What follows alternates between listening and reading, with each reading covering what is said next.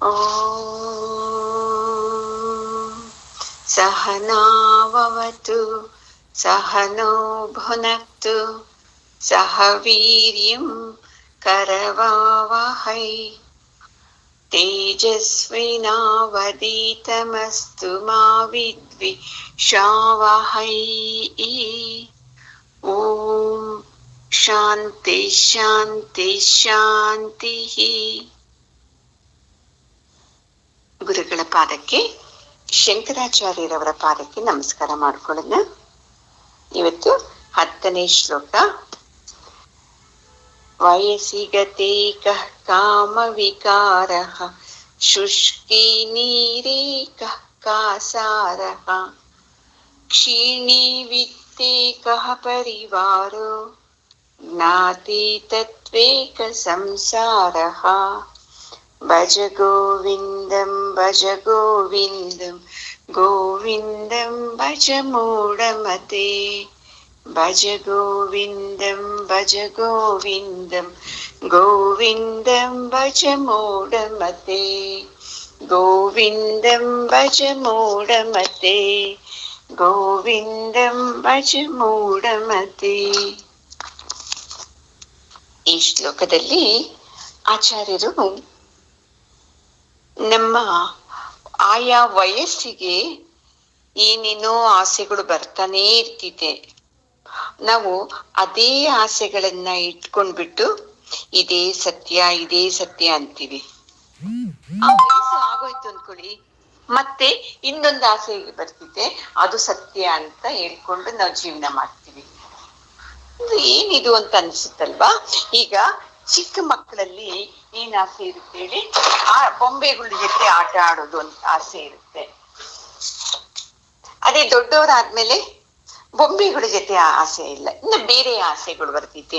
ಇನ್ನು ವಯಸ್ಸಾದ್ಮೇಲೆ ಇದೇ ತರ ನಮ್ಗೆ ಒಂದೊಂದು ಆಸೆಗಳು ಬದಲಾವಣೆ ಆಗ್ತಾನೇ ಇರುತ್ತೆ ಅಂತ ಹೇಳ್ತಾ ಇದ್ದಾರೆ. ಯಾವಾಗ್ಲೂ ನಮ್ಮ ಪುಣ್ಯ ಇರೋವರೆಗೂ ನಮ್ಗೆ ಅತ್ಯಂತ ಆನಂದ ಸಿಗ್ತಾ ಬರ್ತೈತೆ. ಆ ಪುಣ್ಯ ತೀರ್ತು ಅಂದ್ರೆ ಅತ್ಯಂತ ದುಃಖ ಆಗ್ತಾ ಬರ್ತೈತೆ. ನಾವ್ ಹೇಳ್ತೀವಲ್ವಾ,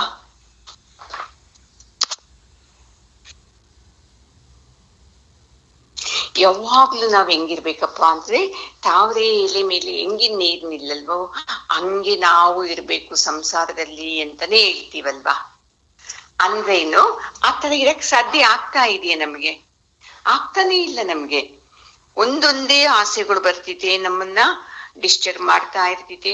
ಚಿಕ್ಕ ಮಕ್ಳಲ್ಲಿ ಆಟ ಅಂತೀವಿ, ಯವನದಲ್ಲಿದ್ದಾಗ ಅಯ್ಯೋ ನನಗೆ ಅದು ಬೇಕು ಇದು ಬೇಕು ಅಂತ ಹೇಳ್ತೀವಿ, ಗಂಡ ಬೇಕು ಅಂತ ಹೇಳ್ತೀವಿ, ಹೆಂಡತಿ ಬೇಕು ಅಂತ ಹೇಳ್ತೀವಿ.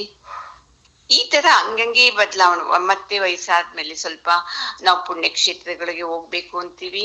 ಈ ತರ ಆ ವಯಸ್ಸಿಗೆ ಒಂದೊಂದೇ ನಮ್ಮಲ್ಲಿ ಆಸೆಗಳು ಬರ್ತಾನೇ ಐತೆ. ಈ ಗೋವಿಂದ ಬೇಕು ಅನ್ನೋ ಆಸೆ ಮಾತ್ರ ನಮ್ಗೆ ಬರ್ತಾನೆ ಇಲ್ಲ ನೋಡಿ. ಯಾವ ವಯಸ್ಸಿಗೆ ಹೋಗಿ ಅಲ್ಲಿ ಆಸೆಗಳೇ ಮುಖ್ಯ ಇರ್ತಿದೆ. ಅದಕ್ಕೆ ಶಂಕರಾಚಾರ್ಯರು ಹೇಳ್ತಾ ಇದ್ದಾರೆ, ಯಾವಾಗ್ಲೂ ಈ ಆಸೆಗಳನ್ನೇ ಇಟ್ಕೊಂಡು ನೀನು ದುಃಖ ಪಡಬೇಡ, ಅತ್ಯಂತ ಆನಂದ ಕೊಡು. ಈ ಗೋವಿಂದನ ಕಡೆ ಯಾಕೆ ನೀನ್ ಬರ್ತಾ ಇಲ್ಲ? ಅರ್ಥನೇ ಆಗ್ತಾ ಇಲ್ವಲ್ಲ ನಿಮ್ಗೆ ಅಂತ ಎಷ್ಟು ಆತ್ಮೀಯತೆಯಿಂದ ಕೇಳ್ತಾ ಇದ್ದಾರೆ. ನಮ್ಗೆ ಗೋವಿಂದ ಬೇಕು ಅನ್ಸುತ್ತೆ ಯಾವಾಗ ನಾವು ಕೇಳ್ಕೊಂಡಿದ್ದ ಆಸೆಗಳು ತೀರದಿದ್ದಾಗ. ಆಗ ಪ್ರಶ್ನೆ ಮಾಡ್ತೀವಿ, ಏನಪ್ಪಾ ಗೋವಿಂದ, ನೀನ್ ನನಗೆ ಏನು ಕೊಡ್ತಾ ಇಲ್ವಲ್ಲ, ನಾನು ಕೇಳಿದ್ದೊಂದು ಕೊಡ್ತಾ ಇಲ್ಲ, ಏನ್ ತಪ್ಪು ಮಾಡಿದ್ದೆ ನಾನು ಅಂತ ಕೇಳ್ತಾನೇ ಇರ್ತೀವಿ. ಇದು ತಪ್ಪಲ್ಲ, ಇದು ನನ್ನ ಪ್ರಾರಬ್ಧದಲ್ಲಿ ಏನಿದೆಯೋ ಅದನ್ನ ನಾನು ಅನುಭವಿಸ್ಲೇಬೇಕು. ಅದು ನನ್ನ ಪ್ರಾರಬ್ಧದಲ್ಲಿ ಪುಣ್ಯ ಇರೋವರೆಗೂ ಇವೆಲ್ಲ ಸಿಕ್ಕುತ್ತೆ. ಪುಣ್ಯ ತೀರಿದ್ಮೇಲೆ ಇವೆಲ್ಲ ನನ್ಗೆ ಆನಂದ ಕೊಡೋ ಅಂತವೆಲ್ಲ ದೂರ ಆಗುತ್ತೆ. ಅದಕ್ಕೆ ನಾನು ಏನ್ ಮಾಡ್ಬೇಕು? ಈ ಜ್ಞಾನವನ್ನು ತಿಳಿದಿರೋ ಅಂತ, ಈ ಸತ್ಸಂಗದ ಬಗ್ಗೆ ಹೇಳೋ ಅಂತ ಆ ಕಡೆ ಹೋದಾಗ ನನಗೆ ಆಗ ಈ ಸಂಸಾರದಲ್ಲಿ ನಾನು ಯಾವುದರಿಂದ ಆನಂದವಾಗಿರಬಹುದು ಅನ್ನೋ ಸತ್ಯ ನನಗೆ ತಿಳಿಯುತ್ತೆ. ಆ ಕಡೆ ನೀನು ಹೋಗು ಅಂತ ಶಂಕರಾಚಾರ್ಯರು ನಮ್ಗೆ ಸೂಚನೆ ಕೊಡ್ತಾ ಇದ್ದಾರೆ. ನಮ್ಗೆ ಅದು ಅರ್ಥ ಆಗೋದೇ ಇಲ್ಲ. ಇನ್ನೂನು ಹೋಗ್ಬೇಕು, ಇನ್ನು ಈ ಆಸೆ ಬೇಕು, ಆ ಆಸೆ ಬೇಕು ಅಂತ ಓಡ್ತಾನೆ ಇದ್ದೀವಿ ನೋಡಿ. ಜೀವನದಲ್ಲಿ ಯಾವತ್ತೂ ನಾವು ನೆಮ್ಮದಿಯಾಗಿ ಕುತ್ಕೊಂಡಿಲ್ಲ. ಏನಂತ, ಪರಮಾತ್ಮ ನನಗೆ ಎಲ್ಲಾ ಕೊಟ್ಟಿದೀಯಾ, ಅತ್ಯಂತ ಆನಂದ ಆಗ್ತಾ ಇದೆ, ಇದಕ್ಕಿಂತ ಇನ್ನೇನು ಕೇಳಲ್ಲಪ್ಪ, ಅಂತದೆಲ್ಲ ನನಗೆ ಕೊಟ್ಟಿದೀಯಾ ಅಂತ ಯಾವತ್ತಾದ್ರೂ ಒಂದು ಸಲವಾದರೂ ನಾವು ನೆಮ್ಮದಿಯಿಂದ ಭಗವಂತನಿಗೆ ಕೃತಜ್ಞತೆ ಹೇಳಿದ್ದೀವ? ಇಲ್ಲ. ಅದು ನೋಡ್ತೀವಿ, ಅದು ಬೇಕು ಅಂತೀವಿ, ಇದು ನೋಡ್ತೀವಿ, ಇದು ಬೇಕು ಅಂತ. ಹಿಂಗೇನೆ ನಾವು ಜನ್ಮ ಜನ್ಮದಿಂದಲೂ ಓಡ್ತಾ ಇದ್ದೀವಿ. ಯಾವ ಜನ್ಮದಲ್ಲೂ ಸಾಕಿನ್ನು ನನಗೆ ಇಷ್ಟಕ್ಕಿಂತ ಇನ್ನು ಆನಂದ ಬೇಕಿಲ್ಲ ಅಂತ ನಿಂತೇ ಇಲ್ಲ. ಪ್ರತಿ ಜನ್ಮದಲ್ಲೂ ಆಸೆಗಳಿಗೋಸ್ಕರ ಓಡೋದು, ಮತ್ತೆ ಸತ್ತೋಗೋದು, ತಾಯಿ ಗರ್ಭದಲ್ಲಿ ಬೀಳೋದು, ಮತ್ತೆ ಇನ್ನೊಂದು ಜನ್ಮದಲ್ಲಿ ಮತ್ತೆ ಆಸೆಗಳಿಗೋಸ್ಕರ ಓಡೋದು. ಯಾವ ತರ ಓಡ್ತಾ ಇದ್ದೀವಿ ಅಂದ್ರೆ, ಮರಳುಗಾಡಲ್ಲಿ ಜಿಂಕೆ ನೀರ್ಗಾಗಿ ಓಡುತ್ತಂತೆ. ಸ್ವಲ್ಪ ದೂರದಲ್ಲೇ ನೀರಿದ್ದಂಗೆ ಕಾಣಿಸುತ್ತೆ, ಮತ್ತೆ ಓಡುತ್ತೆ, ಮತ್ತೆ ಅಲ್ಲಿಂದ ಅಯ್ಯೋ ಇನ್ನು ಮುಂದೆ ಇದೆ ಅಂತ ಅನಿಸುತ್ತೆ, ಮತ್ತೆ ಓಡುತ್ತೆ. ಈ ತರನೇ ಓಡಿ ಓಡಿ ಬಾಯಾರಿಕೆಯಿಂದ ಸತ್ತೋಗುತ್ತೆ. ನಾವುನು ಅಷ್ಟೇ ಜಿಂಕೆ ತರ ಈ ಆಸೆಗಳನ್ನ ಇಟ್ಕೊಂಡು ಓಡ್ತಾನೆ ಇದ್ದೀವಿ. ಓಡಿ ಓಡಿ ಅದು ತೀರ್ದೆ ಮತ್ತೆ ಜನ್ಮ ತಗೊಳ್ಳೋದು, ಆ ಜನ್ಮದಲ್ಲಿ ಸ್ವಲ್ಪ ಆನಂದ ಅನುಭವಿಸೋದು, ಮತ್ತೆ ಇನ್ನೊಂದು ಜನ್ಮದಲ್ಲಿ ಇನ್ ಸ್ವಲ್ಪ ಆನಂದ. ಈ ಜನ್ಮದಲ್ಲಿ ಅಯ್ಯೋ ನನಗೆ ಇಂಥ ಕುಡಿಯೋ ಗಂಡ ಬೇಡಪ್ಪ ಅಂತ ಕೇಳ್ಕೊತೀವಿ. ಮತ್ತೆ ಇನ್ನೊಂದು ಜನ್ಮದಲ್ಲಿ ಕುಡಿಯೋ ಗಂಡ ಸಿಕ್ಕಲ್ಲ, ಮತ್ತೆ ಇನ್ನೇನೋ ಕಷ್ಟ ಕೊಡೋದು, ಆತರ ಆಗುತ್ತೆ. ಮತ್ತೆ ಇನ್ನು ಏನೋ ಕೇಳ್ತೀವಿ, ನನಗೆ ಎಲ್ಲ ಆನಂದ ಕೊಡುವಂತ ಸಂಪತ್ತಿರ್ಲಿ ಅಂತ ಕೇಳ್ತೀವಿ. ಎಲ್ಲ ಸಂಪತ್ತು ಇದೆ, ಆರೋಗ್ಯ ಚೆನ್ನಾಗಿರಲ್ಲ. ಈ ತರ ಪ್ರತಿ ಜನ್ಮದಲ್ಲೂ ಒಂದೊಂದು ಆಸೆನ ಇಟ್ಕೊಂಡು ಅಲ್ಲಿ ಜಿಂಕೆ ಮರಳುಗಾಡಲ್ಲಿ ಓಡುತ್ತೆ. ನಾವು ಈ ಜನ್ಮ ಜನ್ಮದಲ್ಲೂ ಓಡ್ತಾನೆ ಇದ್ದೀವಿ. ಅದಕ್ಕೆ ಈ ಓಡೋದನ್ನ ನಿಲ್ಸಿ ಈ ವಯಸ್ಸಿಗೆ ತಕ್ಕಂತೆ ಬರೋ ಆಸೆಗಳನ್ನ ಹೆಂಗೆ ನಾವು ಭಗವಂತನ ಕಡೆಗೆ ತಿರುಗಿಸ್ಕೋಬೇಕು. ಆ ಗೋವಿಂದನ ಕಡೆ ಹೋದಾಗ ನಾನು ಹೆಂಗೆ ಆನಂದವಾಗಿರ್ಬೋದು ತಿಳ್ಕೊಳ್ಳಿ ಅಂತ ಹೇಳ್ತಾ ಇದ್ದಾರೆ. ಅದಕ್ಕೆ ಹೇಳ್ತಾರೆ ನೋಡಿ, ಈಗ ಭೂಮಿಯಲ್ಲಿ ನೀರೇ ಇರಲ್ಲ. ನಾವೇನ್ ಹೇಳ್ತೀವಿ, ಅಯ್ಯೋ ನನ್ ಬೋರಲ್ಲಿ ನೀರೇ ಬರ್ತಾ ಇಲ್ಲ ಅಂತ ಹೇಳ್ತೀವಿ. ಬೋರ್ ಅನ್ನೋದು ಒಂದು ಉಪಕರಣ ಅಷ್ಟೇ ಅಲ್ವಮ್ಮ. ಅದು ಒಳಗಡೆಯಿಂದ ನೀರ್ನ ಮೇಲಿಕ್ಕೆ ನಮ್ಗೆ ಅನುಕೂಲ ಆಗೋಂಗೆ ಕೊಡೋದಿಕ್ಕೆ ಇರೋದು. ಅದನ್ನೇ ಯೋಚನೆ ಮಾಡದೆ ಬೋರಲ್ಲಿ ನೀರಿಲ್ಲ ಅಂತಿಬಿಟ್ಟು ಹೌದು ಭೂಮಿಯಲ್ಲಿ ನೀರಿಲ್ಲ ಅಂತ ನಾವು ತಿಳ್ಕೊಳ್ಳೋದೇ ಇಲ್ಲ. ತಿಳ್ಕೊತೀವ ನಾವು, ಏನಪ್ಪ ಎಷ್ಟು ಬಾವಿ ತೋರಿಸಿದ್ದೀನಿ, ನನ್ ಬಾವಿನಲ್ಲಿ ನೀರೇ ಬೀಳ್ತಾ ಇಲ್ಲ ಅಂತ. ಯಾಕೆ ಬೀಳಲ್ಲ? ಆ ಭೂಮಿಯಲ್ಲಿ ಅಲ್ಲಿ ನೀರಿನ ಸತ್ವ ಇಲ್ಲ, ಅದಕ್ಕೆ ಬೀಳ್ತಾ ಇಲ್ಲ. ಇದು ನಮ್ಗೆ ಗೊತ್ತಾಗ್ತಾನೆ ಇಲ್ಲ. ಹೆಂಗೆ ಭೂಮಿಯಲ್ಲಿ ನೀರಿಲ್ಲಿದ್ದಾಗ ನೀನು ಎಷ್ಟು ಬಾವಿ ತೋಡಿದ್ರೇನು, ಎಷ್ಟು ಬೋರ್ವೆಲ್ ಹಾಕ್ಸಿದ್ರೇನು ನೀರ್ ಸಿಕ್ಕಲ್ವೋ, ಅದೇ ತರ ನಮ್ಮ ಜೀವನದಲ್ಲೂ ಅಷ್ಟೇ ಪುಣ್ಯ ಇದ್ದಾಗ ಮಾತ್ರ ಎಲ್ಲ ಆನಂದಗಳು ಸೌಭಾಗ್ಯಗಳು ಸಿಕ್ಕುತ್ತೆ. ಪುಣ್ಯ ಇಲ್ದಿದ್ದಾಗ ಯಾವ ಆನಂದ ಯಾವ ಸೌಭಾಗ್ಯ ಅನ್ಕೋತಾ ಇದ್ವಲ್ಲ ಅವೆಲ್ಲ ದೂರ ಆಗುತ್ತೆ. ಇದು ನಮ್ಗೆ ಗೊತ್ತಾಗೋದೇ ಇಲ್ಲ. ಯಾಕೆ ನನಗೆ ಈ ಐಶ್ವರ್ಯ ಸಿಗ್ತಾ ಇಲ್ಲ, ಯಾಕೆ ನನಗೆ ಇಂಥ ಆನಂದ ಸಿಗ್ತಾ ಇಲ್ಲ, ಯಾಕೆ ಯಾಕೆ ಯಾಕೆ ಅಂತ ನಾವೇ ಪ್ರಶ್ನೆ ಮಾಡ್ಕೋತೀವಿ. ಯಾವಾಗ ನಾವು ಈ ತತ್ವವನ್ನ ತಿಳ್ಕೊತೀವೋ, ಚೆನ್ನಾಗಿ ತಿಳಿದಂತ ಜ್ಞಾನಿ ಹತ್ರ ಗುರುಗಳ ಹತ್ರ ಹೋದಾಗ ಗೊತ್ತಾಗುತ್ತೆ, ನಿನ್ನಲ್ಲಿ ಪುಣ್ಯದ ಕರೆನ್ಸಿ ಖಾಲಿ ಆದಾಗ ಇದು ಏನೇನು ಆನಂದ ಆರೋಗ್ಯ ಐಶ್ವರ್ಯ ಇತ್ತು ಅದೆಲ್ಲ ಹೋಗ್ಬಿಡ್ತಿತ್ತಪ್ಪ. ಅದು ಪ್ರಾರಬ್ಧ ಅನುಸಾರ ಬರೋದು ಅಷ್ಟೇ ಅದು. ಅದಕ್ಕೆ ನೀನು ದುಃಖ ಪಡಬೇಡ ಅಂತ ಹೇಳ್ತಾರೆ. ಈಗ ನೋಡ್ಕೊಳ್ಳಿ, ಇನ್ನೊಂದು ಎಕ್ಸಾಂಪಲ್ ಕೊಡ್ತಾರೆ ಆಚಾರ್ಯರು. ನಿಮ್ಮ ಹತ್ರ ತುಂಬಾ ಹಣ ಇದೆಯಪ್ಪ, ಆವಾಗ ಎಲ್ಲರೂ ನಿಮ್ಮ ಹತ್ರ ಓಡಿ ಬರ್ತಾರೆ. ನಮ್ಮ ರಿಲೇಷನ್ನು ಇವ್ರು ನಮ್ಮ ಬಂಧುಗಳಪ್ಪ, ಇವರು ಅಯ್ಯೋ ನಮ್ಗೆ ತುಂಬಾ ಆತ್ಮೀಯರು ಇವರು ಅಂತ ಹೇಳ್ತೀವಿ. ಮತ್ತೆ ಕೆಲವರು ನಮ್ಮ ಕ್ಲೋಸ್ ಫ್ರೆಂಡ್ ಅವರು ಅಂತ ಹೇಳ್ತೀವಿ. ಈ ತರ ಎಲ್ಲರೂ ಅವ್ರನ್ನ ತುಂಬಾ ಹೊಗಳ್ತೀವಿ, ಅವರನ್ನ ತುಂಬಾ ಗೌರವ ಕೊಡ್ತೀವಿ. ಯಾವಾಗ ಅವ್ರ ಹತ್ರ ಆ ಐಶ್ವರ್ಯ ಇರಲ್ವೋ, ಬರೀ ಹಣ ಒಂದೇ ಅಂತಲ್ಲ, ಆಸ್ತಿ ಐಶ್ವರ್ಯ, ಅವ್ರ ಹತ್ರ ಅಧಿಕಾರ ಭೋಗಗಳು ಎಲ್ಲ ಇರ್ತೈತಿ, ಅವ್ರನ್ನ ನಾವು ದೊಡ್ಡವ್ರಂತ ಹೇಳ್ತೀವಿ. ಯಾವಾಗ ಅವ್ರ ಹತ್ರ ಅವೆಲ್ಲ ಖಾಲಿ ಆಗುತ್ತೋ ನಾವೇನ್ ಹೇಳ್ತೀವಿ, ಅವ್ರ ಪರಿಚಯದವರೇ ಬಿಡಿ ನಮ್ಗೆ ಅಂತ ಹೇಳ್ತೀವಿ. ಮೊದಲು ಏನ್ ಹೇಳ್ತಾ ಇದ್ದಿದ್ದು, ಅವ್ರು ನಮ್ಮವ್ರು ಗೊತ್ತಾ, ನಮ್ಮ ಜಾತಿಯವರು, ಅದನ್ನೂ ಹೇಳ್ತೀವಿ. ನಮ್ಮ ದೂರದ ರಿಲೇಷನ್ ಅಂತಾನೂ ಹೇಳ್ತೀವಿ. ಅಷ್ಟೊಂದು ಪ್ರಾಮುಖ್ಯತೆ ಕೊಡ್ತೀವಿ ಈ ಸಂಪತ್ತುಗಳು ಯಾರ ಹತ್ರ ಇದೆಯೋ ಅವ್ರಿಗೆ. ಪುಣ್ಯವಶಾತ್ ಅವರಿಂದ ಎಲ್ಲ ದೂರ ಆಯ್ತು ಅಂದ್ರೆ ಅದರ ಜೊತೆ ಜನಗಳನ್ನು ದೂರ ಆಗ್ಬಿಡ್ತಾರೆ. ಯಾಕೆ ಹೇಳಿ, ಅಲ್ಲಿ ಏನು ನಿಮ್ಗೆ ಅಂದ್ಕೊಂಡಿದ್ದು ಸಿಗಲ್ವಲ್ಲ, ಇನ್ನ ಸಿಕ್ಕಲ್ಲ ಅಂದ್ಮೇಲೆ ನೀವು ಹೋಗ್ತೀರಾ ಅಲ್ಲಿಗೆ. ಆವಾಗ ಏನ್ ಮಾಡೋದು, ದುಃಖ ಪಡೋದು.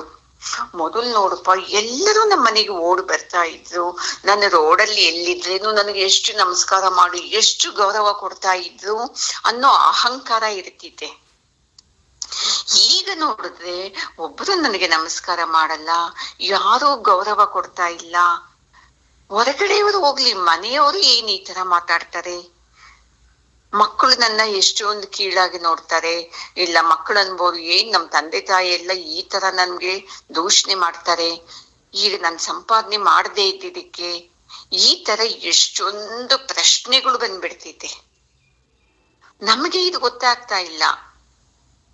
ಹೆಂಗೆ ಸಿಹಿ ಇದ್ದ ಕಡೆ ಇರುವೆಗಳು ಸೇರುತ್ತೆ, ಹಣ ಇದ್ದಾಗ, ಇಂಥ ಐಶ್ವರ್ಯಗಳು ಇಂಥ ಭೋಗಗಳಿದ್ದಾಗ ಎಲ್ಲರೂ ಬರ್ತಾರೆ. ಯಾವಾಗ ಹಣ ಐಶ್ವರ್ಯ ಇಂಥ ಭೋಗಗಳು ಇಲ್ಲ ಅಂದ್ರೆ ಎಲ್ಲ ದೂರ ಆಗ್ತಾರೆ ಅನ್ನೋ ಸತ್ಯ ನಮ್ಗೆ ಗೊತ್ತಿಲ್ಲ. ಅದಕ್ಕೆ ಏನ್ ಮಾಡ್ತಾ ಇದ್ದೀವಿ, ಜೀವನದಲ್ಲಿ ದುಃಖ ಪಡ್ತಾ ಇದ್ದೀವಿ.